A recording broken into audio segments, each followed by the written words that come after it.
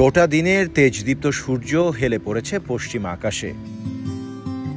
পাহাড়ি মেঘেদের উস্কানিতে একটু বাদেই নামবে অন্ধকার। ডাম্বুলা লেকের নীল জলে ডুব মেরে ঘুমিয়ে যাবে সূর্য। ডাম্বুলা রক অপলক তাকিয়ে দেখতে দেখতে 25টা বছর। 2000 সালে রক আর লেকের কোল আলো করে এসেছিল শ্রীলঙ্কান ক্রিকেটের নবীনতম মাঠ Rangiri Dambulla international cricket stadium. ভাবা যায় সেই বিস্ময়ের ঘোর হয়তো এখনো কাটাতে পারেনি ডাম্বুলা টেম্পলের আশীর্বাদ পাওয়া পাহাড়। কলম্বো, গল, ক্যান্ডি, শ্রীলঙ্কার প্রতিটা মাঠই তো পটে আঁকা ছবি। তারপরেও বেশিরভাগ লঙ্কান ক্রিকেটারের প্রথম পছন্দ রণগিরি ক্রিকেট স্টেডিয়াম, কারণ ড্রাই জোনে এটাই শ্রীলঙ্কার প্রথম এবং একমাত্র ক্রিকেট গ্রাউন্ড। মানে রাবণের দেশে অন্য যে কোনো অঞ্চলের তুলনায় এখানে বৃষ্টি হয় কম, সে কারণে সারা বছর মাঠে থাকে খেলা। ডাম্বুলা টেম্পলের কাছ থেকে 60 একর জায়গা লিজ নিয়ে বানানো হয়েছে Rangiri stadium. Sri Lanka England one day দিয়ে এই মাঠের অভিষেক। এখানে ওয়ানডে অভিষেক হয়েছিল ফরম্যাটের সেরাদের সেরা বিরাট কোহলির।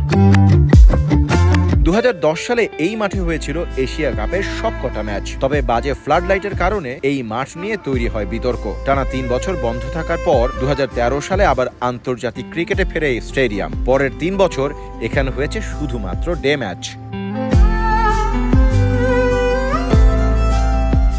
এই গ্রাউন্ডে এখনো কোনো টি20 ম্যাচ খেলেনি বাংলাদেশ। তবে শ্রীলঙ্কার মাটিতে টাইগারদের জেতা 2 ওয়ানডের একটা এসেছে এই রণগিরি ইন্টারন্যাশনাল ক্রিকেট স্টেডিয়াম থেকে। পাল্লেকেলেতে প্রথম ম্যাচ হেরে সিরিজে বেকায়দায় আছে টিম টাইগার্স। ব্যাটার বোলাররা একসাথে পারফর্ম করতে না পারলে টেস্ট ওয়ানডের মতো টি20 সিরিজেও হেরে বাড়ি ফিরতে হবে লিটনদের।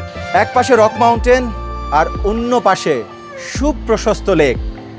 পাহাড় এবং লেকের অপ্রার্থিব সঙ্গমেই তৈরি হয়েছে Rangiri Dambulla international cricket stadium.